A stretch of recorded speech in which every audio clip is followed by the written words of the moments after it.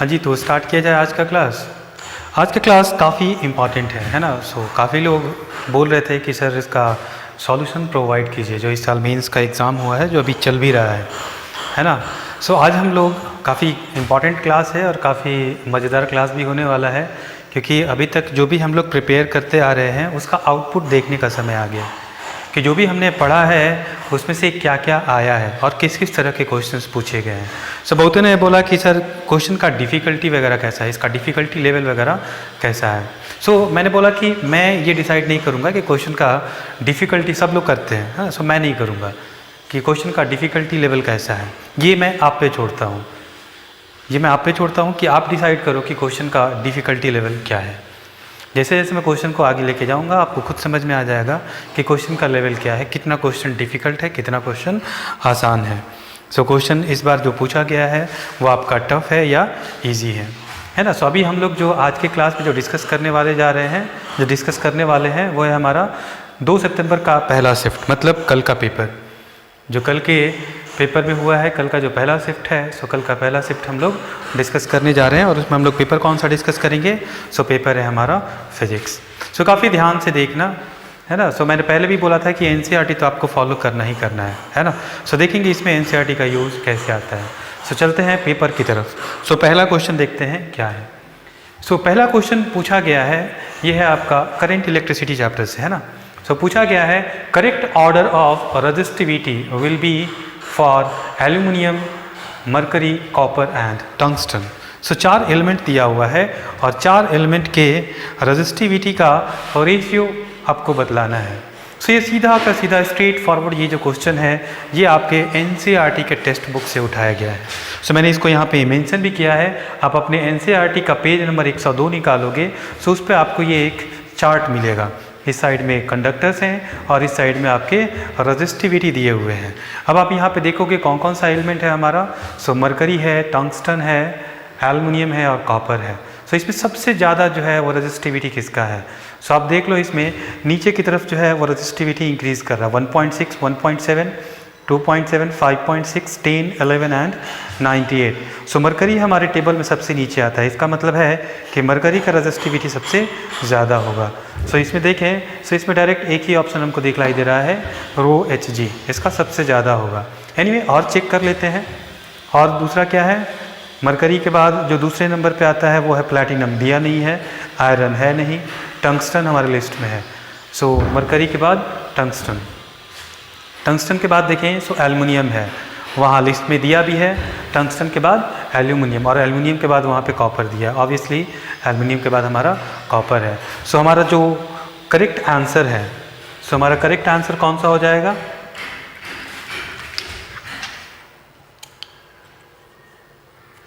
यदि यहाँ पे आप करेक्ट आंसर देखोगे हमारा करेक्ट आंसर हो जाएगा E। A is going to be our correct answer. The correct answer is a. काफ़ी स्ट्रेट फॉरवर्ड है आपका। एनसीईआरटी टेक्स्ट बुक से डायरेक्ट क्वेश्चन उठाया गया है। अगला देखते हैं हम लोग, सेकंड क्वेश्चन की तरफ हम लोग मूव करते हैं और सेकंड क्वेश्चन को देखते हैं कि क्या पूछा है। सेकंड क्वेश्चन में है आपका, ये हल्का फुल्का रोटेशन से सवाल है, बहुत ही सिंपल सा सवाल है।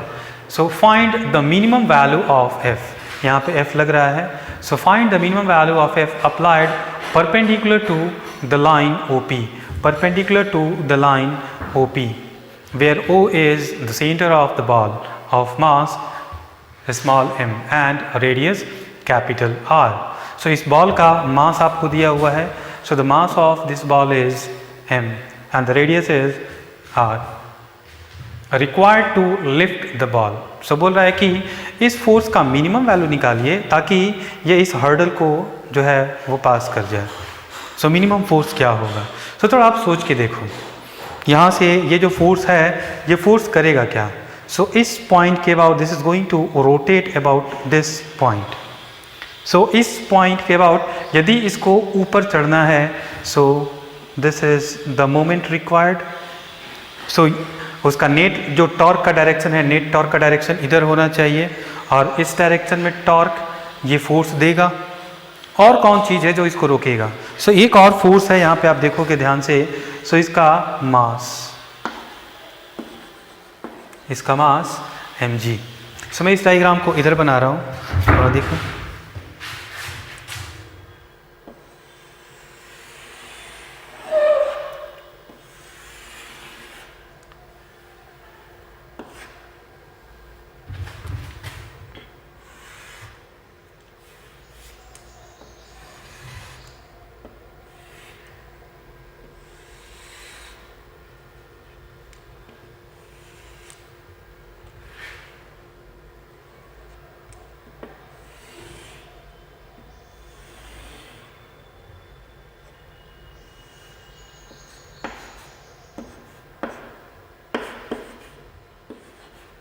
सो ऐसा कुछ डायग्राम हमको दिया गया है और नाम भी दिया हुआ है। So this is P, this is O and the radius is R। यदि हम इस पे अब फोर्सेस वगैरह दिखलाएं, सो मैंने बताया कि इसको इस पॉइंट को और इसको इस पे मूव करने के लिए इसका टॉर्क जो होना चाहिए वो आपका क्लॉकवाइज टॉर्क होना चाहिए, तभी ये चीज़ जो है वो ऊपर में हैंग करेगा। मतलब इस पे नेट टॉर्क जो है वो क्लॉकवाइज होना चाहिए। जैसे इसको थोड़ा सा और सिंपल बनाने के लिए रोटेशन में हो सकता है थोड़ा सा बात समझ में आपको ना आ रही हो, मैं इसको थोड़ा सा लीनियर से एक्सप्लेन करने की कोशिश करता हूँ। एक ऑब्जेक्ट है ना, एक ऑब्जेक्ट है, इस पे मैं एक फोर्स इधर लगा रहा हूँ F, और मैं बोलूँ कि ये जो ऑब्जेक्ट है ये इधर मूव करना चाहिए और ये सरफेस रफ है। सो आपको पता है कि एक और फोर्स लगेगा इस पे, वो है फोर्स ऑफ फ्रिक्शन। सो आप क्या बोलोगे कि इस ऑब्जेक्ट को, मान लेते हैं इसका मास m है, इस ऑब्जेक्ट को इधर मूव करने के लिए ये वाला फोर्स जो है वो इससे ज़्यादा होना चाहिए। सो ये किसका केस है? लीनियर का। सो लीनियर मोशन में आपका ये वाला फोर्स जो है जिस डायरेक्शन में इसको मूव करना है, सो उस डायरेक्शन का फोर्स जो है वो इससे ज़्यादा होना चाहिए। कहने का मतलब है कि नेट फोर्स इस डायरेक्शन में होना चाहिए तभी ये मूव करेगा। सिमिलरली यदि हम इस पे बात करें कि इसका मूवमेंट कैसे होगा, सो इसको क्लॉकवाइज मूव करना है, इसको यदि क्लॉकवाइज मूव करना है सो नेट टॉर्क जो है इस पे क्लॉकवाइज होना चाहिए। सो इसका टॉर्क होगा, सो ये हमारा ड्राइविंग फोर्स है और इसको रजिस्ट कौन करेगा? सो यहाँ पे एक और फोर्स लगेगा mg। और इस पॉइंट के अबाउट देखें, सो mg जो है वो कैसा टॉर्क आपको प्रोवाइड करेगा? सो आपको एंटी क्लॉकवाइज डायरेक्शन में प्रोवाइड करेगा, मतलब ये रजिस्ट करेगा और ये आपका जो है वो मूव कराने के लिए है। सो इसके कारण जो टॉर्क है वो इससे ज़्यादा होना चाहिए, इसके कारण जो टॉर्क होगा तभी ये जो ऑब्जेक्ट है और जो स्फीयर है ये आपका रोटेट करेगा और इस पे क्लाइंब करेगा। सो देखते हैं इसको हम लोग सॉल्व कैसे करेंगे। सो काफ़ी सिंपल सा है, स्ट्रेट फॉरवर्ड सवाल है। सो इसके कारण टॉर्क, ये एंगल कितना है? 90 डिग्री है, ये डिस्टेंस भी हमारा r है, ये a दिया हुआ है। So obviously this length is going to be r minus a, और ये फोर्स है so इस डायरेक्शन में हो जाएगा। So let's say this angle is going to be theta, so this is 90 minus theta and this angle is, this is theta, this is 90 minus theta and this angle is also theta. So mg का component लेंगे, so this is mg cos theta। Clear? So torque को हम दो तरीके से, या तो आप क्रॉस प्रोडक्ट में निकाल लो या सिंपल आप स्केलर में भी बोल सकते हो कि आपका जो पॉइंट का डिस्टेंस है, जिस पॉइंट पे फोर्स लग रहा है उस पॉइंट पे फोर्स का जो है उस लाइन के इस रेडियल वेक्टर के परपेंडिकुलर डायरेक्शन में force into that distance is the torque. So force के केस में तो है, mg के केस में नहीं था क्योंकि ये एंगल बना रहा था, तो मैंने mg का कंपोनेंट ले लिया 90 डिग्री पे। So this force into r is the torque due to mg and this force into r is the torque due to this force. So मैंने बोला कि इस फोर्स के कारण जो टॉर्क है वो mg के कारण जो टॉर्क होगा उससे ज़्यादा होना चाहिए, तभी इसका जो मूवमेंट है वो क्लॉकवाइज डायरेक्शन में होगा। बिकॉज इस फोर्स का सेंस क्लॉकवाइज है और इसका सेंस एंटी क्लॉकवाइज है, और हमको इसको राइज कराने के लिए हमको ब्लॉक को क्लॉकवाइज रोटेशन देना होगा। सो इसके कारण जो टॉर्क है वो इससे ज़्यादा होना चाहिए। सो हम लिखेंगे क्या? So torque due to this is going to be r into F. So r into F should be greater than, अब इसके कारण टॉर्क क्या होगा? So this is mg cos theta into r। So this should be greater than mg cos theta into r. You can see r cancel. So f should be greater than mg, and this is the cos theta. So this is theta. So cos theta is base. Cos theta is base by the hypotenuse. And what is this base? So this is r, and this is r minus a. So this length is going to be the square root of r square minus r minus a का whole square. Solve करो, क्या मिलेगा? r square minus a square plus 2ar means 2ar minus a square. So this cos theta is the base. Base means a square root of 2ar minus a square and divided by the hypotenuse is r. So this is what is the f. चलो check करते हैं इसमें से mg 2ar plus a square. No, mg 2ar minus a square. mg 2ar minus a square by r. So the answer is going to be B. So B is the correct answer. So the answer is B. चलिए अगले सवाल की तरफ move करते हैं. So अगला सवाल क्या है? So हमारा अगला सवाल जो है वह है, ये भी रोटेशन से ही लिया गया है. सो काफ़ी बेसिक कॉन्सेप्ट पूछे गए हैं. सो ये इक्विलिब्रियम का सवाल है. सो इक्विलिब्रियम के केस में हम लोग पहले भी बहुत बार बात कर चुके हैं. यदि कोई ऑब्जेक्ट इक्विलिब्रियम में है, सो इक्विलिब्रियम भी बहुत टाइप का होता है. किस सेंस में किया गया है? सो ऑब्जेक्ट यदि आपका लीनियर इक्विलिब्रियम में है, सो उस पर लीनियर फोर्स जो है वो सारे ज़ीरो होने चाहिए. यदि रोटेशनल इक्विलिब्रियम में है, सो रोटेशनल इक्विलिब्रियम के केस में उस पर नेट टॉर्क ज़ीरो होना चाहिए. सो यहाँ पे लीनियर इक्विलिब्रियम भी है और रोटेशनल इक्विलिब्रियम भी है. सो इस केस में हम ऐसे सवाल को कैसे सॉल्व करेंगे? तो सवाल पढ़ते हैं. A block of mass 3 kg is suspended by a metre scale. Metre scale is not 3 kg, it's 3 mg. Mass is not 3 kg, it's a 3m is. So this is 3m. यहाँ पे misprint है, ये वाला misprint है. So ये पूरा जो है ये है 3m. So a block of mass 3m is suspended. यहाँ पे डायग्राम में दिया भी है. So 3m is suspended by a meter scale rod of mass small m. So rod का भी मास दिया हुआ है small m as shown in the figure. If the tension in the string A is equal to kmg, बोल रहा है कि string A में जो टेंशन है वो कितना है? kmg in equilibrium, then value of k will be. So k का वैल्यू बतलाइए. So क्या करेंगे? तो दिखलाई दे रहा है कि इसका टेंशन और इसका टेंशन इसके वजन को बैलेंस कर देगा. मतलब हमारा जो है लीनियर इक्विलिब्रियम के लिए उतना काफ़ी है. रोटेशनल इक्विलिब्रियम के लिए हम लोग क्या करेंगे? तो चलिए इस सवाल को हम लोग सॉल्व करते हैं. तो ये सवाल सिंपल सा रोटेशनल इक्विलिब्रियम से ईजिली बन जाएगा. और हमसे पूछा है किसका वैल्यू? सो हमसे पूछा है भैया आप ना इसमें so tension in the string A is equal to k m g, और के का वैल्यू मतलब स्ट्रिंग ए में हमको टेंशन निकालना है. सो उसके लिए हम लोग क्या करेंगे? इस वाले पॉइंट के अबाउट हम लोग क्या करेंगे? इस वाले पॉइंट के अबाउट हम लोग टॉर्क निकालेंगे. सो इसमें यदि हम मान लें कि इसमें मेरा टेंशन है टी ए, इसका जो यहाँ पे जो फोर्स लगेगा वो हो जाएगा 3mg. और कौन सा फोर्स लगेगा? इस रॉड का सेंटर ऑफ मास यहाँ पे. सो यहाँ पे एक फोर्स लगेगा mg. सो ये टोटल 3 फोर्सेस लगेंगे. इधर भी लगेगा TB, बट चूंकि हम इस पॉइंट के अबाउट हम लोग टॉर्क लेंगे, सो टॉर्क ये फोर्स जो है इस पॉइंट से पास कर रहा है, सो इसके कारण इसका टॉर्क 0 होगा. क्लियर? अब चलते हैं और लिखते हैं torque about this point. So torque about this point due to this force. So the force into the perpendicular distance. So perpendicular distance कितना है? सो सवाल में दिया है कैसा स्केल है? इट्स अ मीटर स्केल, मतलब ये 1 मीटर है. सो मैं लिखूं और इसका सेंस देख लो.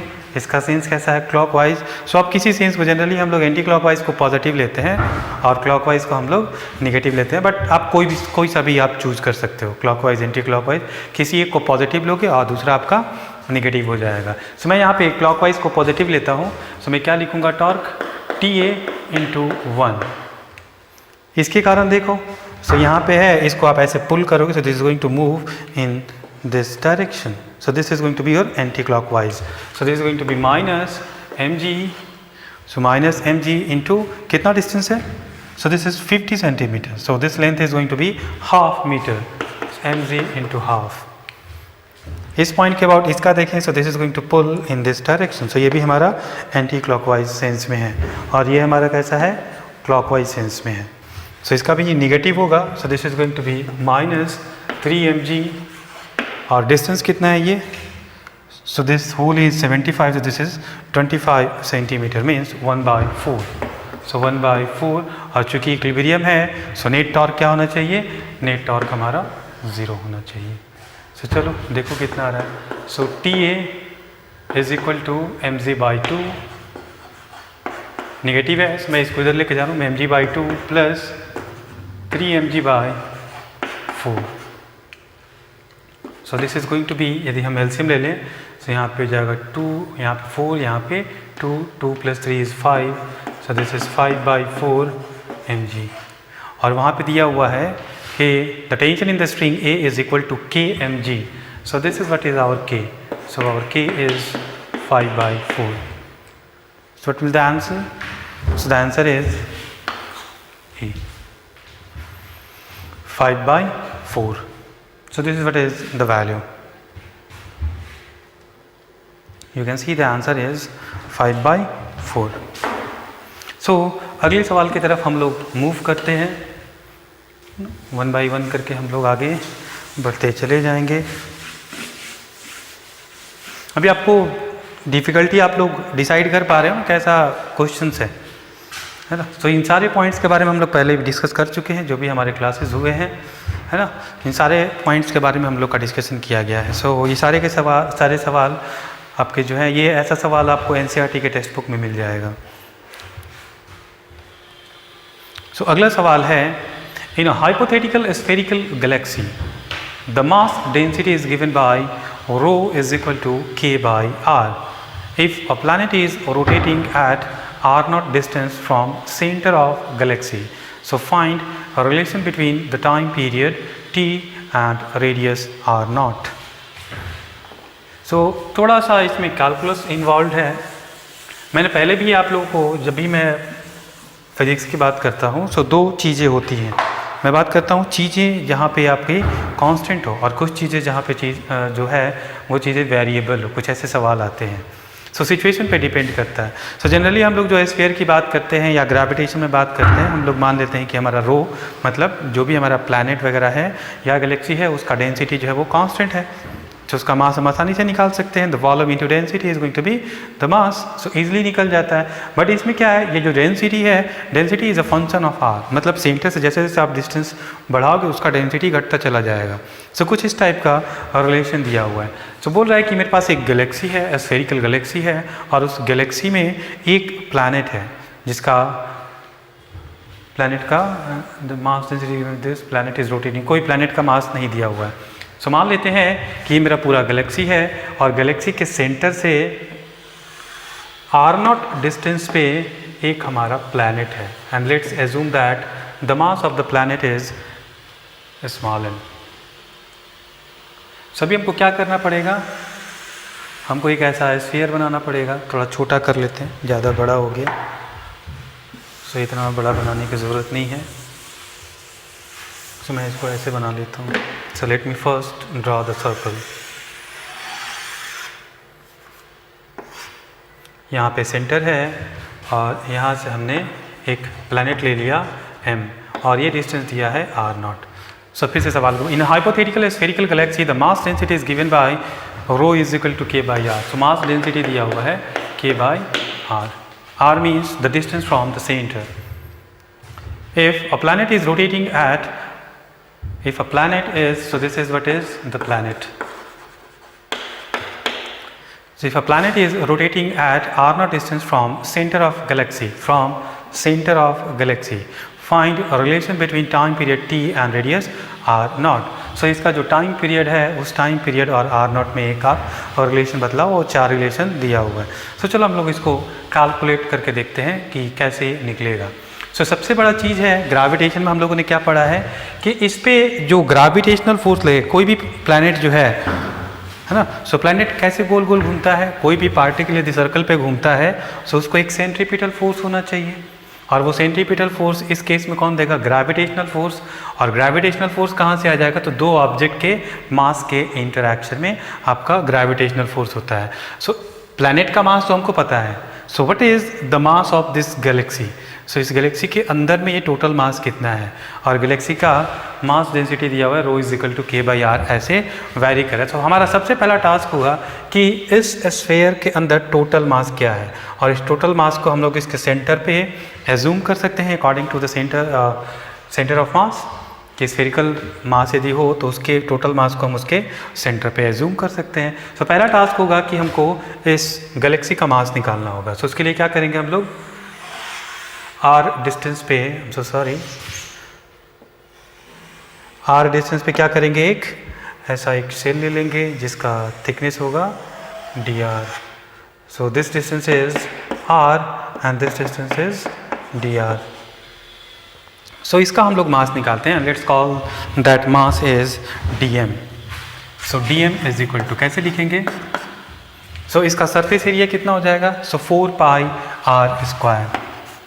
So 4πr² into what is the thickness? The thickness is dr. So this is going to be dr. So ये हो गया वॉल्यूम, और वॉल्यूम इंटू डेंसिटी। सो वहाँ पे जो डेंसिटी है, सो डेंसिटी इज k/r। सो लिख सकते हैं हम लोग 4πk/r² dr। मैंने रो का वैल्यू रख दिया k/r। So this r cancel. So this is simply 4πkr dr। So this is what is the dm, है ना। So what is the total mass? So total mass के लिए हम लोग क्या करेंगे, आप लोग जानते हो कैलकुलस हम लोग यूज़ करते हैं। So m, so let's say this is small m, वहाँ पे लिखा है ना। So this is capital dm, d capital M।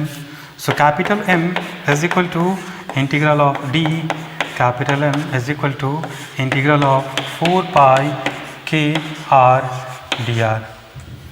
और ये इंटीग्रेशन कहाँ से कहाँ तक होगा, देखो r का वैल्यू कहाँ से कहाँ तक हमको लेना है, सो 0 से लेके r0 तक, इसके अंदर वाला मास चाहिए। सो 0 से लेके कहाँ तक हम लोग करेंगे, r0 तक। चलो निकालते हैं। सो इसमें से कांस्टेंट हमारा बाहर निकल जाएगा। सो 4πk बच जाएगा r dr, और r dr का इंटीग्रेशन होता है r²/2, और इसका लिमिट है 0 से r0। और ये वैल्यू यदि हम निकालें, सो m का वैल्यू आ जाएगा 4πkr02/2, and this is going to be cancel out। so this is 2πkr02।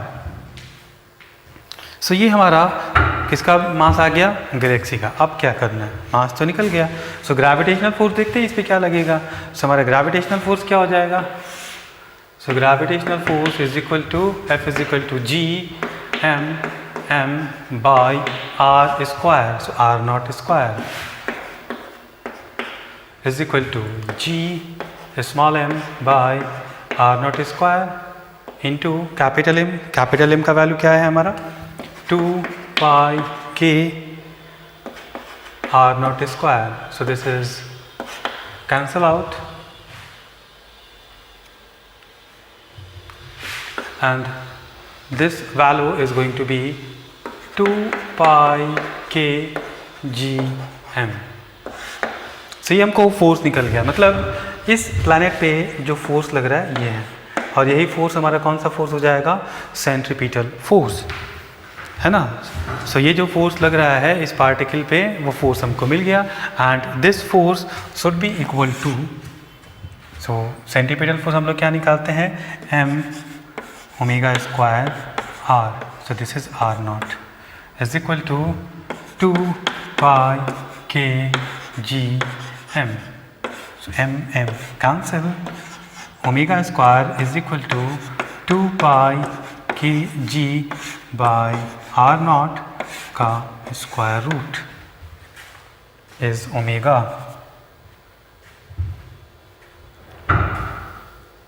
Clear. अब टी का वैल्यू निकालते हैं। So what is T? So मैं यहीं पे निकाल देता हूँ या यहीं पे निकालता हूँ। अब इस डायग्राम को मैं मिटा देता हूँ और यहीं पे मैं निकालने की कोशिश करता हूँ कि टी का वैल्यू क्या होता है। हमें टी निकालना है ना, so we have to find out relation between T and the radius r naught. Okay, no problem. So T is equal to 2 pi by omega. So this is 2 pi by omega. So omega means this 1 by, so this is square root of r naught by 2 pi kg.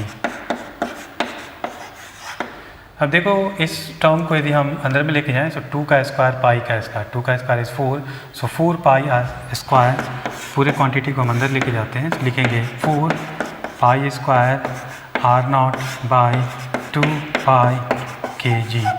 So 2 pi, so this is 2 and this is cancel. So this is going to be square root of 2 pi r naught by k small g. कहाँ गया? Some mistake. Capital G. So this is k into capital G. So this is what is the time. So t is equal to square root of 2 pi r naught by kg. Clear? देखते हैं option, option कहीं पे है क्या? देखो ए में नहीं है, बी में 2 आर नॉट है, सी में आते हैं 2 pi r naught by k ji. Clear? तो हमारे पास ऑप्शन मिल भी गया. So this is the correct answer. So T is equal to square root of 2 pi r naught by k G. तो काफ़ी सिंपल सा स्ट्रेट फॉरवर्ड आपका जो था वो ग्रेविटेशन का सवाल है. So the answer is C. Clear? So अगले सवाल मैं यहाँ पे आपको प्रेजेंट करता हूँ, आप इसको थोड़ा सा सोचो. ये है फ्लूइड मैकेनिक्स से ये सवाल है. फ्लूइड मैकेनिक्स प्लस रोटेशन, है ना. क्लास में हम लोग डिस्कस भी किए हैं ऐसे सवालों पे. सो ऐसे सवालों में क्या किया जाता है? सो एक कंटेनर दिया हुआ है. So a cylindrical container rotates with constant angular velocity omega. Omega radius of cylinder is R. यहाँ पे रेडियस ऑफ सिलेंडर आर दिया हुआ है. R is equal to 5 centimetre. So find the height small H. So इस small H का value निकालना है. So this is small H, मतलब इस लेवल से लेके. सो मैं इसका डायग्राम इधर में बनाता हूँ, सो आपको ज़्यादा क्लियर हो जाएगा.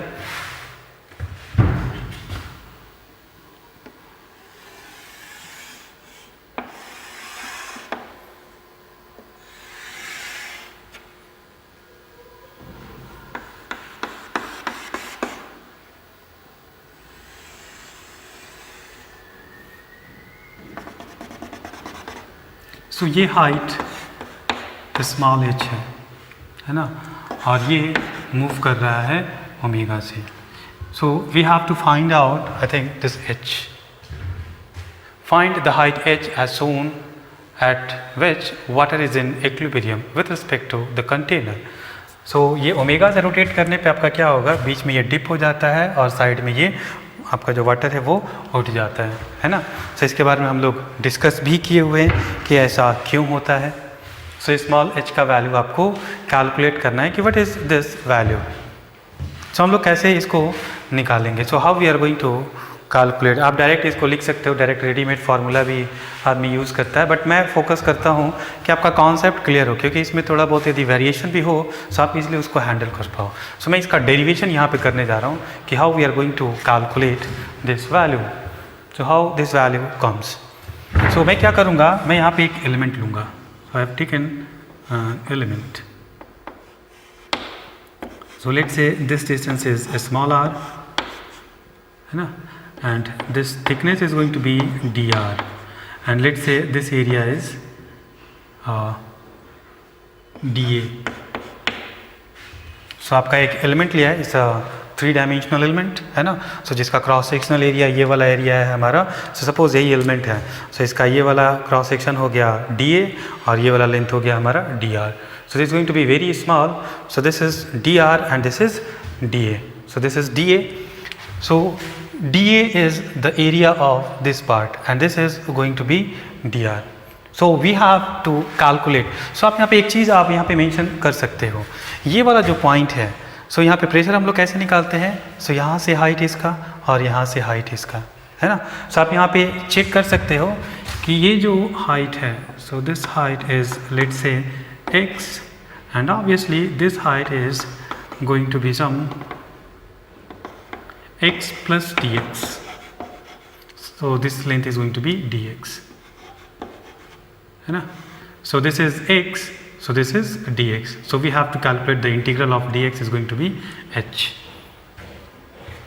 So यहाँ पे जो प्रेशर होगा, let's call this as pressure 1 and this is pressure 2. इस पॉइंट पे प्रेशर 2, इस पॉइंट पे प्रेशर 1. So इसको यदि हम कैलकुलेट करें, so इसका कैलकुलेशन कैसे होगा. So यहाँ पे प्रेशर के कारण जो फोर्स होगा, so this is in this direction and this value is going to be P2 into dA. और इस पे यहाँ पे चूँकि प्रेशर P1 है, so I am applying the pressure in this direction, this is going to be P1 into dA. और चूँकि ये रोटेट कर रहा है, ये रोटेट कर रहा है, सो फिर से वही वाला बात अभी जो हमने थोड़ी देर पहले बात किया था कि कोई भी ऑब्जेक्ट यदि सर्कुलर मोशन में आपको घूमेगा, सो उसको एक सेंट्रीपिटल फोर्स चाहिए. That centripetal force is provided by कोई भी आपका एलिमेंट हो सकता है. सो यहाँ पे कौन प्रोवाइड कर रहा है, pressure force. So centripetal force in this direction, so the net force in the direction of the point of rotation is P2 dA minus P1A. So net centripetal force is going to be P2 minus P1 into dA. और centripetal force को हम लोग क्या लिखते हैं, यदि हम इसको रोटेशन के टर्म में लिखें तो क्या लिखेंगे, m omega square r. Centripetal force m omega square r. सो इस एलिमेंट का हम लोग मास मान लेते हैं dm, छोटा सा एलिमेंट लिया है. सो dm ओमेगा से रोटेट कर रहा है, सो dm ओमेगा स्क्वायर, और इसका डिस्टेंस कितना है एक्सिस से, सो this is small r. So this is small r. Very clear. मैंने कुछ नहीं किया है, एक केवल हमारा सर्कुलर मोशन वाला जो कॉन्सेप्ट है कि the net force is equal to centripetal force. जो भी आपका एक्सटर्नल सोर्स होगा एक फोर्स प्रोवाइड करेगा, यदि वो सर्कुलर मोशन में आपका मूव कर रहा है, सो उसके पास एक सेंट्रीपिटल फोर्स होना चाहिए.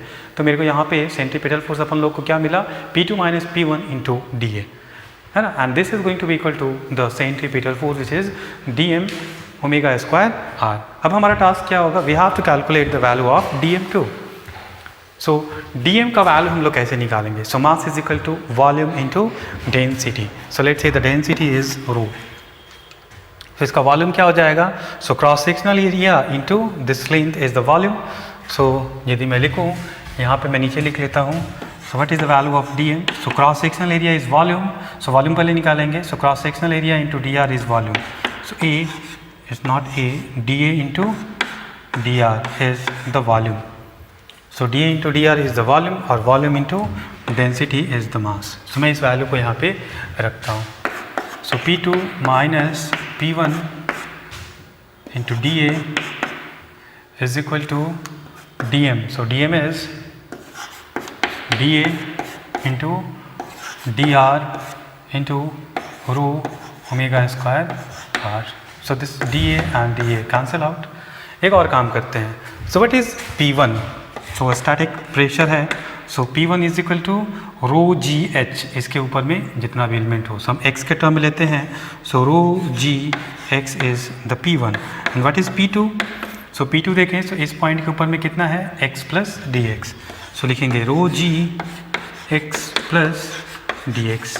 अब P2 माइनस P1 आप देखोगे, so मैं यहाँ पे एक लाइन लिख देता हूँ, rho G X plus D X minus rho G X is equal to rho omega square R D R.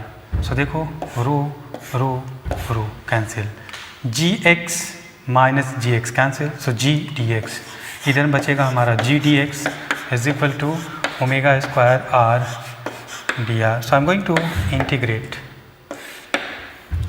सो इस स्मॉल r का वैल्यू कहाँ से कहाँ तक जाएगा, so this value is capital R.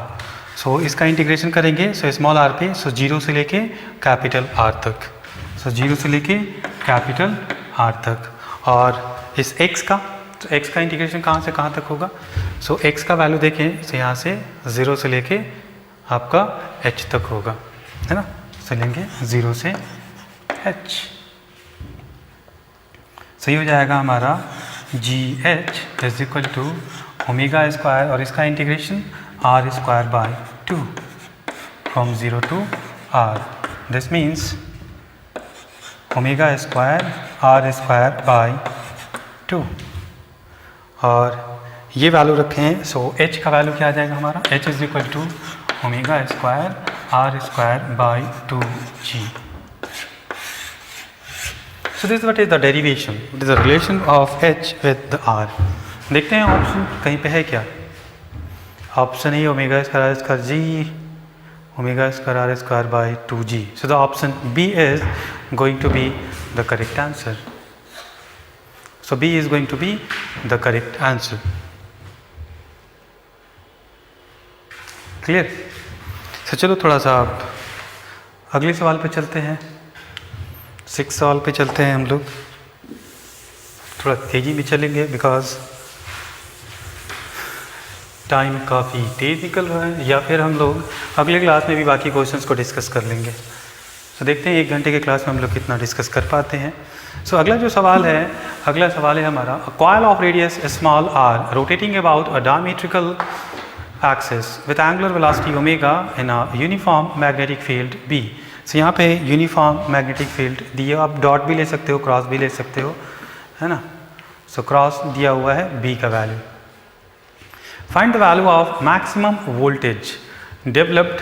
So maximum voltage जो है ये कितना डेवलप करेगा, इसका हमको वैल्यू कैलकुलेट करना। So how we are going to do that. R is equal to 10 centimetre दिया हुआ है, बी इज इक्वल टू 5 × 10⁻⁻5 दिया हुआ है, और for half rotation it takes a time of 0.2 second. So हमको टाइम का भी वैल्यू दिया हुआ है, मतलब हाफ रोटेशन के लिए। तो फुल रोटेशन के लिए हमको कितना मिल जाएगा, 0.2 सेकेंड की जगह 0.4 सेकेंड। मतलब इसका टाइम पीरियड निकल जाएगा, ओमेगा निकल जाएगा।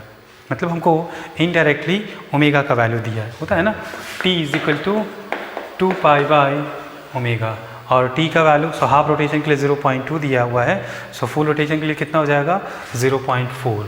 सो this implies 0.4 is equal to 2π/omega. So this is 2. So this implies omega is equal to π/0.2. So देखो, so this is going to be 5π. So 5π radian per second is the omega. So यहाँ से omega का value हमको निकल गया। सो ये information जो था वो इसलिए दिया था कि आप उसका ओमेगा निकाल लो। बी दिया हुआ है, आर दिया हुआ है। अब आते हैं कि होगा क्या। सो जब भी आपका कोई मैग्नेटिक फील्ड में किसी कॉइल को हम लोग रखते हैं, सो उसका जो एरिया वेक्टर है, so there must be some angle. The angle of आपका ये कॉइल है, सो इसका एरिया वेक्टर ये होगा, and this area vector if you are going to rotate this ring, so this area vector, the angle between the B and this is going to change.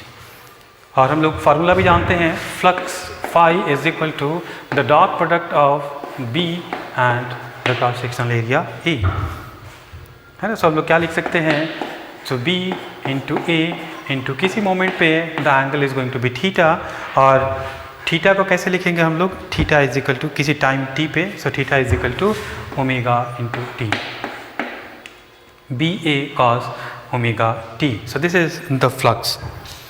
And what is the EMF. So हम लोग EMF का value जानते हैं, so E is equal to minus D phi by D T. So E is equal to minus D phi by D T. So this is minus B A cos theta का, cos omega t का, so cos का integration minus sine omega t into omega t का जो आपका differentiation होगा, so this is going to be omega, है ना। So cos का डिफ्रेंशिएशन माइनस साइन और ओमेगा टी का differentiation omega, so this minus minus plus, so EMF is equal to B A omega sign omega T. So this is the EMF. हमसे क्या पूछा है, हमसे पूछा है कि coil of radius capital R rotating about a diametrical axis with angular velocity omega in a uniform magnetic field B, find the value of maximum voltage developed. So maximum, so ये मेरा वोल्टेज का expression है and this is function of time t। तो इसका maximum value क्या होगा? सो आप लोग सिंपल हार्मोनिक मोशन में पढ़े होंगे, this is what is the amplitude means the maximum value. So B A omega, because the maximum value of sin omega t is going to be 1, so the maximum EMF is going to be B A omega। so मैं यहाँ से लिख सकता हूँ कि E max is equal to B A omega। अब यहाँ पे आप क्या रखोगे? B का वैल्यू दिया हुआ है, A एरिया, सो इसका रेडियस दिया हुआ है, सो एरिया आप लिख सकते हो पाई आर स्क्वायर। सो यहाँ पे B का वैल्यू कितना हो जाएगा? मैं B का वैल्यू रखूँ, so 5 into 10 to the power -5 area रखें, so pi into R 10 centimetre. 10 centimetre का मतलब हो गया 10 to the power -1 metre. So pi R square is the area, area into omega, omega is 5 pi, है ना। अब इसको कैलकुलेट करोगे, सो देखते हैं कैलकुलेट करने के बाद कौन सा आंसर आता है। सो कैलकुलेट करने के बाद आपको जो वैल्यू है वो मिलेगा 2.5 into 10 to the power -5, 2.5 into 10 to the power -5। Clear? The answer is going to be C. आप इसको वैल्यू कैलकुलेट कर लेना, कैलकुलेशन के बाद आपको जो वैल्यू मिलेगा वो क्या मिलेगा? 2.5 into 10 to the power -5 volt. Obviously this is going to be volt. So अगले सवाल की तरफ मूव करते हैं और अगला सवाल देखते हैं क्या है। से बड़ा ही सिंपल सा है। There are two magnets P and T। P is used as permanent magnet while T is used in transformers। Choose the correct option। इसमें से करेक्ट आपको ऑप्शन चुनना है। सो ये कहाँ से आपको ग्राफ है? सो आप इसको देखोगे magnetic properties of matter, NCERT का पेज नंबर 196 पे इसके बारे में आपको डिस्कस किया हुआ है, रिटेंटिविटी और कोअर्सिविटी के बारे में। सो आपको पता है कि यदि कोई आपका परमानेंट मैग्नेट है, सो परमानेंट मैग्नेट के लिए उसका जो there are two magnets P and T। P is used as a permanent magnet while T is used in transformer। so choose the correct option, है ना। so इसमें पहला ऑप्शन है P has high retentivity and low coercivity, है ना। P has low retentivity and high coercivity। so permanent magnet के लिए case होता है कि उसका दोनों पॉइंट उसका हाई होना चाहिए, मतलब उसका हाई कोअर्सिविटी भी होना चाहिए और हाई रिटेंटिविटी भी होना चाहिए, है ना। और आपका जो परमानेंट जो ट्रांसफार्मर में यूज़ होता है उसमें क्या होना चाहिए? उसका कोअर्सिविटी भी लो होना चाहिए और उसका रिटेंटिविटी भी आपका लो होना चाहिए। डायरेक्ट आपके एनसीईआरटी बुक से लिया हुआ है, मैंने इसलिए यहाँ पे पेज भी मेंशन कर दिया है, पेज नंबर 196 पे इसके बारे में आपको डिस्कशन मिल जाएगा, है ना। सो आंसर क्या हो जाएगा? T has low coercivity and low retentivity. High के वैल्यू में दिया नहीं है ना। सो P का ऐसे है, P के लिए क्या लिखते हैं? P has high coercivity and high retentivity. इस वाले ऑप्शन में दिया है P has high retentivity but low coercivity, गलत। P हैज़ लो रिटेंटिविटी, गलत। अब T के बारे में बात करें, दो ऑप्शन T पे है, दो ऑप्शन P पे है। सो T पे है, सो T चूँकि हमारा ट्रांसफार्मर में यूज़ होता है, सो उसका कोअर्सिविटी और रिटेंटिविटी दोनों क्या होगा? लो होगा। So T has low coercivity and low retentivity. So ये ऑप्शन सही है। T has high coercivity and high, ये T के लिए नहीं, ये यदि यहाँ पे P रहता तो ये दोनों ऑप्शन सही हो जाता, है ना। C और D दोनों ऑप्शन सही हो जाता। क्लियर? से काफ़ी थ्योरेटिकल सवाल है। अगले सवाल की तरफ मूव करते हैं। सो अगला सवाल है हमारा, fundamental frequency of two identical strings X and Y are 450 hertz and 300 hertz respectively, then find the ratio of the tension in the string X and Y will be. So ये हमारा कहाँ का है? क्लास 11th का है। कौन सा है? कौन से चैप्टर का है? सो वेव ऑन स्ट्रिंग, है ना। सो स्ट्रिंग पे जब वेव मूव करता है, सो उस वेव का वेलोसिटी क्या होता है? सो उसमें अलग अलग केसेस भी थे, है ना। और उसमें जो फ्रीक्वेंसी डेवलप होता है, सो उसका फंडामेंटल फ्रीक्वेंसी हम लोगों ने निकाला भी था। सो उसके लिए फार्मूला क्या हम लोग यूज़ करते हैं? सो फंडामेंटल फ्रीक्वेंसी फार्मूला जो फ्रीक्वेंसी का जो फार्मूला होता है 1/2L square root of T by mu, where mu is the mass per unit length, T is the tension in the string and L is the length of the string, है ना। सो इतना सारा information है। सो fundamental frequency के बारे में देखें। So fundamental frequency किसी स्ट्रिंग में क्या होता है? F is equal to 1/2L square root of T by root mu. मैंने इसको इसमें भी हमने इंक्लूड कर लिया है कि आपका जो फार्मूला यूज़ होगा, सो फार्मूला क्या यूज़ होगा? F is equal to 1/2L square root of T by mu. अब देखो सवाल में क्या दिया हुआ है। Fundamental frequency of 2 identical strings X and Y are 450 hertz and 300 hertz. तो हमको X और Y दो स्ट्रिंग्स है और दोनों स्ट्रिंग कैसे हैं? आइडेंटिकल हैं। आइडेंटिकल कहने का मतलब है कि उसका मास पर यूनिट लेंथ और उसका लेंथ दोनों क्या है? सेम है। यदि दोनों सेम है so then find the ratio of tension in the string. So मैं दोनों के लिए अलग अलग लिखता हूँ। सो मैं लिखता हूँ F of, so frequency in the string X is equal to 1/2L the square root of tension in the string X by mu। ऐसे ही लिखेंगे Fy is equal to 1/2L the square root of Ty by mu। so tension in the string Y, tension in the string X। इसको equation 1 मान लो, इसको equation 2 मान लो, दोनों को भागा लगा दो 1/2। सो 1/2 यदि हम कर लेते हैं, so this is Fx by Fy is equal to the square root of Tx by Ty, है ना। so we have to find out the ratio of Tx and Ty, so this is going to be Fx by Fy whole square।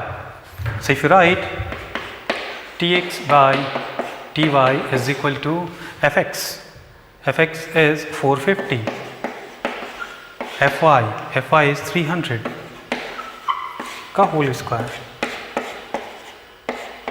So this is 3/2 whole square means this is 9/3 का square 9, 2 is 4. So this is going to be 9/4.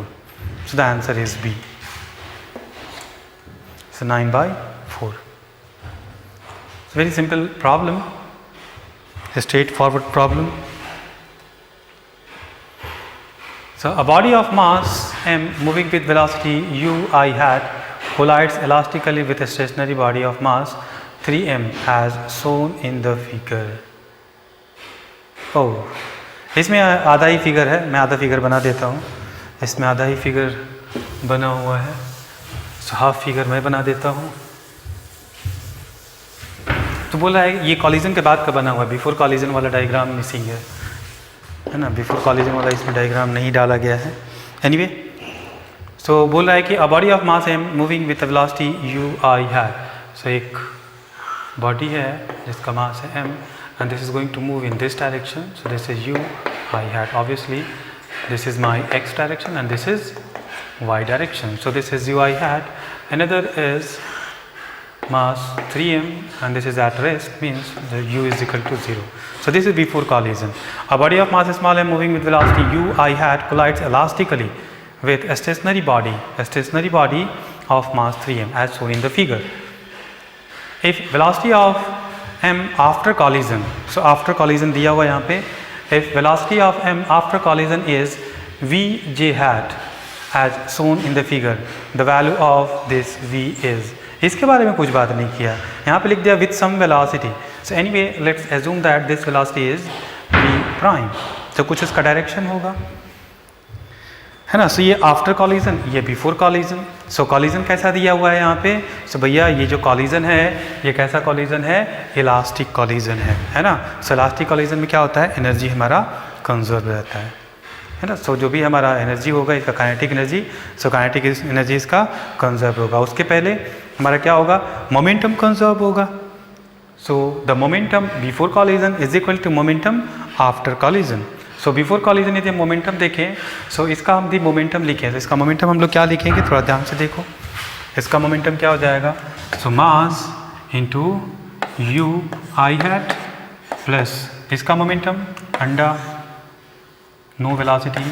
अब final momentum लिखते हैं after collision. So this is going to be M V J hat plus 3m some vector v prime. We don't know the direction, etc.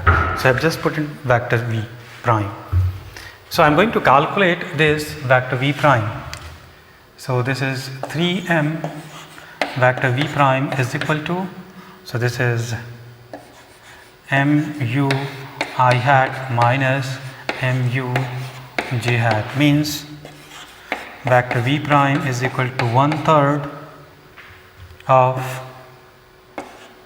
this is not u, this is v, so this is u I hat minus v j hat. So this is v prime.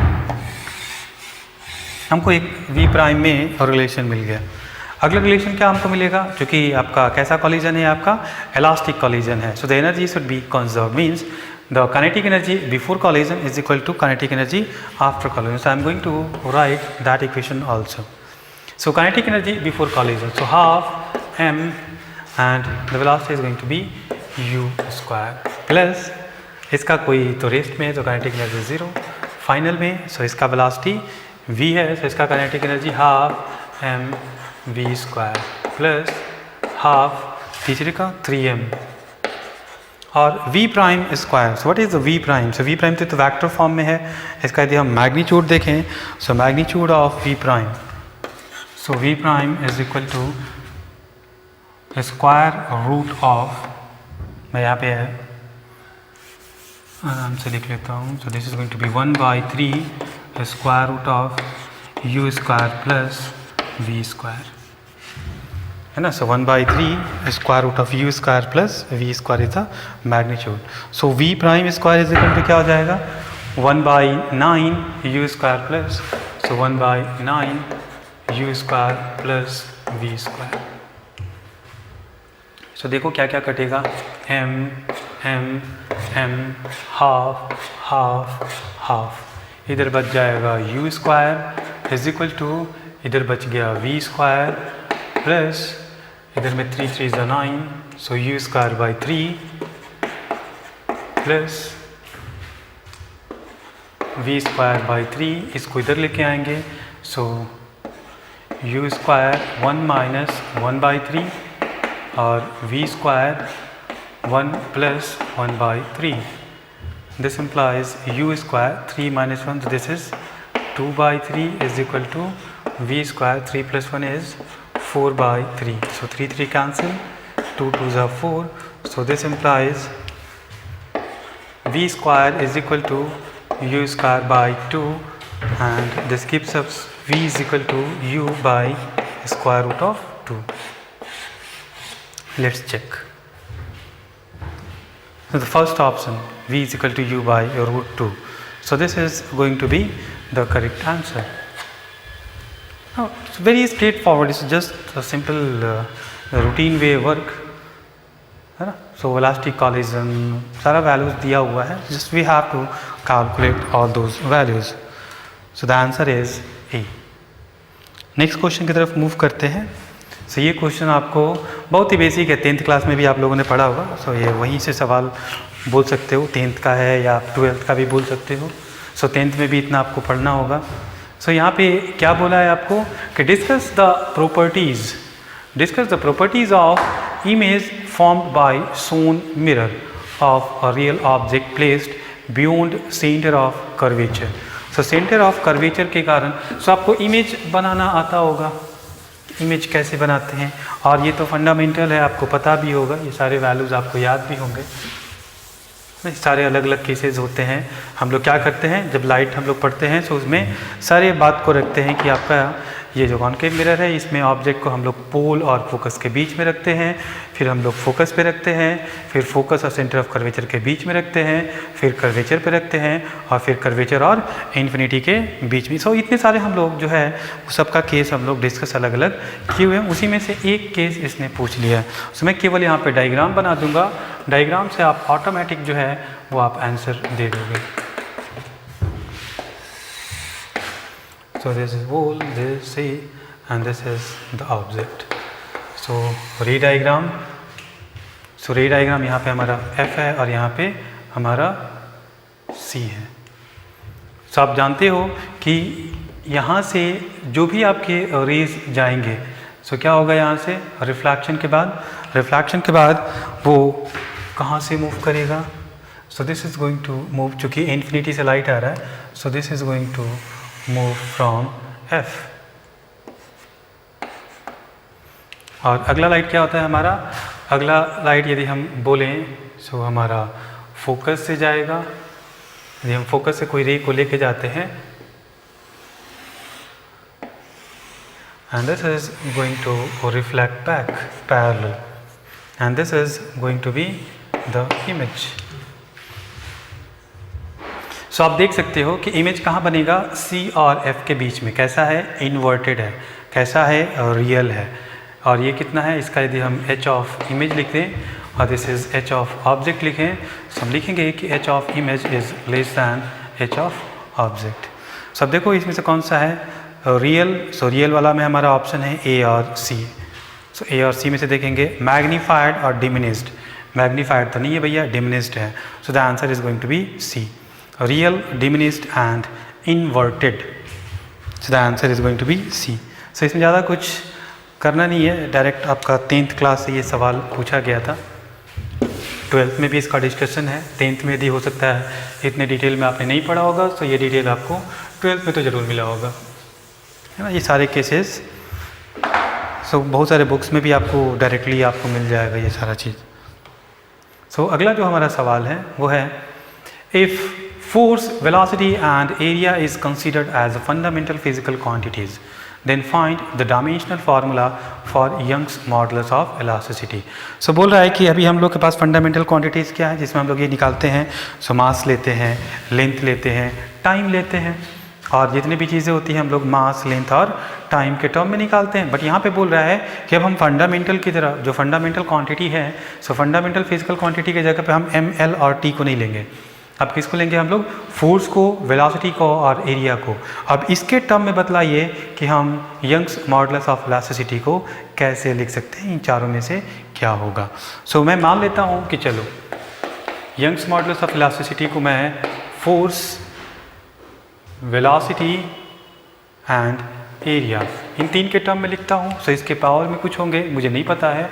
So let's assume A, B and C। हमने लिख दिया।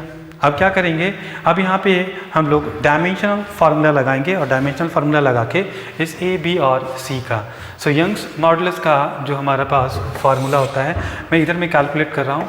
सो Y का definition क्या होता है, force by area, और force का क्या होता है mL/t-2, और एरिया का होता है L2, and this gives us mL-1t-2, है ना। सो इस साइड का तो हमको पता है mL-1t-2 is equal to force mL/t-2 to the power A, और velocity L/t-1 to the power B, और area is L² to the power C। चलो सॉल्व करते हैं। m कहीं नहीं है, सो m केवल यहाँ पे है। m to the power A, L to the power A, L to the power B और L to the power 2C। So the net power is A plus B plus 2C। t का power देखते हैं। सो t का power -2A -B और कुछ नहीं है। सो -2A और -B, और यहाँ पे है mL-1t-2। चूँकि ये दोनों बराबर हैं, है ना, सो इनके एक्सपोनेंट भी आपके क्या होने चाहिए, बराबर होने चाहिए। सो m का एक्सपोनेंट क्या है, 1। सो यहाँ से a का वैल्यू डायरेक्टली हम लोग लिख देंगे कि we got a is equal to 1, है ना। अब यहाँ से देखो t का करते हैं, इसमें चूँकि 3 टर्म है, मैं इसलिए इसको छोड़ रहा हूँ। t में चूँकि यहाँ पे 2 टर्म है, सो a का वैल्यू हमको पता है, b का निकाल सकते हैं। सो यहाँ पे t-2 और यहाँ पे ये वैल्यू दिया, सो हम बोलेंगे -2 is equal to -2a -b, और a का वैल्यू हमने यहाँ पे निकाला है 1। सो लिखेंगे -2 is equal to -2 -b। So this is cancel out और this gives us b is equal to 0।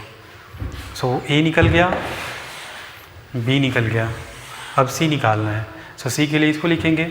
सो इधर में कितना है, l का वैल्यू -1 इज इक्वल टू, ध्यान से देखो, a plus b plus 2c। So a plus B plus 2c। a का वैल्यू क्या है? a का वैल्यू 1 है, b का वैल्यू 0 plus 2c is equal to -1। सो यहाँ से लिखेंगे 2c is equal to this minus, so -2, so this implies c is equal to -1। So हमारा जो रिलेशन आएगा वो आ जाएगा y is equal to f to the power a is 1, v to the power b means 0 and a to the power c means -1। चलो मिलाते हैं f1 v0 a -1, f1 v0 a -1। So the answer is a। इसको dimensional analysis बोला जाता है ना।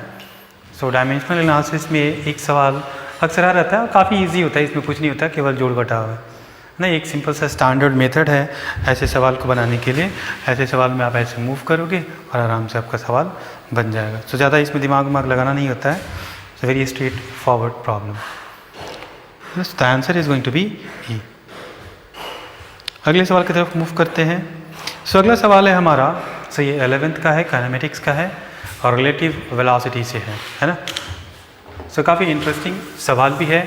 To train A and B moving with speed of 36 km/h and 72 km/h respectively in opposite direction.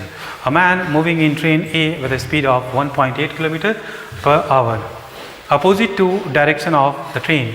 So find velocity of man as seen from train B in meter per second.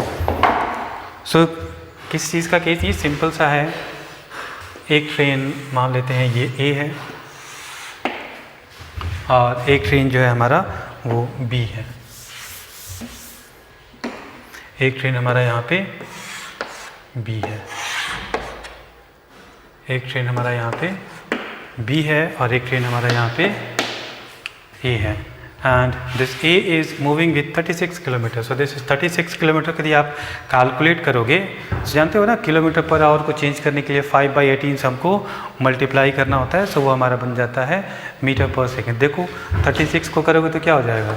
So 36 into 5/18 और 2.25 = 10, सो 10 metre per second.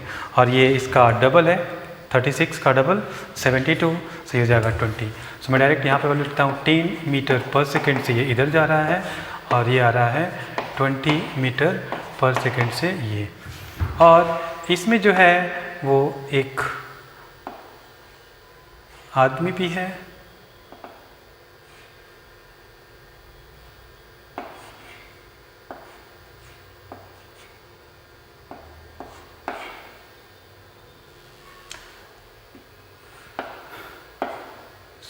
ये एक आदमी जो है वो चल रहा है इस डायरेक्शन में और इसका जो वेलोसिटी है, so this is given as 1.8 km/h। सो 1.8 into 5/18, so this is going to be 0.1, so this is 0.5। So this is moving with 0.5 metre per second, है ना। अब हमें कंफ्यूजन ना हो, सो उसके लिए हम लोग क्या करेंगे? So I am going to just assume that this is my x direction and in this way the unit vector is I है। बड़ा सिंपल सा होता है। यदि वेक्टर को आप इन्वॉल्व कर लेते हो ना, तो सवाल को बनाना इजी होता है, खास करके रिलेटिव वेलोसिटी के केस में, है ना। अब मैं सारे वैल्यूज़ को लिखूंगा, क्या क्या हमको दिया हुआ है and what we have to find out. So बोल रहा है कि the train A is moving with velocity 10 metre per second. So कुछ भी नहीं दिया, इसका मतलब कि वो वैल्यू हमको किसके रिस्पेक्ट में दिया हुआ है? ग्राउंड के रिस्पेक्ट में। सो लिखेंगे velocity of A with respect to ground is equal to, देखो किधर जा रहा है, इधर जा रहा है 10 से, सो 10 आई हैट। ठीक है। मैन का, सो मैन किस में चल रहा है? ट्रेन में चल रहा है। सो ट्रेन में 0.5 की स्पीड से चल रहा है। सो हमको क्या दिया हुआ? Velocity of man with respect to, so train के रिस्पेक्ट में दिया है। So with respect to train A is going to be, किधर जा रहा है ये? सो नेगेटिव x डायरेक्शन में जा रहा है। सो नेगेटिव x डायरेक्शन में जा रहा है, तो इसको क्या लिखेंगे हम लोग? 0.5 माइनस आई हैट। क्लियर? सभी हम लोग क्या करेंगे? अब हम लोग सैंडविच फार्मूला आपको याद होगा, हम लोगों ने बात किया था वेक्टर में। तो सैंडविच फार्मूला में हम लोग क्या रखते हैं कि यदि दो वेरिएबल दिया हो तो उसमें हम लोग तीसरे वेरिएबल को इंसर्ट करते हैं। तो देखो मैंने यहाँ पे हमको क्या चाहिए, हमको चाहिए velocity of man with respect to ground. So man और ग्राउंड के बीच में हम लोग क्या इंसर्ट करेंगे, ट्रेन ए को। सो लिखेंगे इसको velocity of man with respect to A, insert कर दिया, plus velocity of A with respect to ground. So this what is the sandwich method. हमने m और g के बीच में a इंसर्ट कर दिया और इसको दो भाग में ऐसे तोड़ दिया। So velocity of man with respect to a plus velocity of a with respect to g। So this what is the sandwich method. So हमको ये चाहिए, so velocity of man with respect to a दिया हुआ है, velocity of man with respect to a। So this is going to be minus 0.5 i hat plus velocity of a with respect to ground पता है 10 i hat. So this is going to be 9.5 i hat. So velocity of man with respect to ground. चलो भैया एक काम हो गया। अब ये भी हमको वैल्यू दिया हुआ है। So velocity of b with respect to ground हमको दिया हुआ है। ये किधर जा रहा है, so ये नेगेटिव x की तरफ जा रहा है। So this is going to be minus 20 i hat. Very simple. अब सवाल में देखो क्या पूछ रहा है, सवाल में क्या बोला है, find the velocity of man, find the velocity of man as seen from the train, train B, मतलब बी के रिस्पेक्ट में। So we have to calculate velocity of man with respect to B. चलो फिर से sandwich लगाते हैं, है ना। सो बीच में आप क्या लगाएंगे, सो मैन है और आपका ट्रेन बी है, सो ग्राउंड लगा लेते हैं।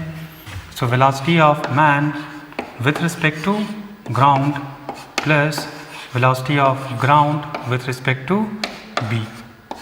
हमने क्या किया, m और b के बीच में g इंसर्ट किया, जो यहाँ पे काम किया था, यहाँ पे भी वही काम किया था ना, m और g के बीच में a इंसर्ट किया था। सो m a a g, सो यहाँ पे हमने g इंसर्ट किया, so m g g b, m g g b। Clear. So ये सैंडविच थ्योरम है। So V M comma G मतलब velocity of man with respect to ground plus velocity of ground with respect to B. ये value हमको पता नहीं है। और relative velocity में जानते हो कि जब ये नोमेनक्लेचर हम लोग इन्वर्ट करते हैं तो यहाँ पे नेगेटिव साइन आता है। सो हम इसको कैसे लिख सकते हैं, velocity of man with respect to ground plus नहीं, यहाँ पे लिखेंगे माइनस वेलोसिटी ऑफ, अब इसको क्या लिखेंगे, इसको इंटरचेंज, क्योंकि यहाँ पे माइनस लगा दिया है। So velocity of B with respect to ground. चलो अब वैल्यूज रखते हैं। So velocity of man with respect to ground, velocity of man with respect to ground is 9.5 i hat minus velocity of b with respect to ground, velocity of b with respect to ground is minus 20 i hat, and this is going to be minus minus plus, so plus 20 i hat, so this is 29.5 i hat. So this is velocity of man with respect to b. देखो तो कोई value मिल रहा है क्या, any option? हाँ जी check करो कौन सा ऑप्शन है, 29.5 metre per second. So this is the answer, this B is going to be the answer. Clear. So this is straightforward. So अगले सवाल की तरफ चलते हैं। So the answer B is going to be the correct. So अगले सवाल की तरफ चलते हैं। सो ये है एंगुलर वेलोसिटी। सवाल देख लो, थोड़ा ट्राई भी कर लो खुद से, उसके बाद सॉल्यूशन देखना। सो अगले सवाल की तरफ हम लोग चलते हैं। सो ये हमारा क्वेश्चन नंबर 13।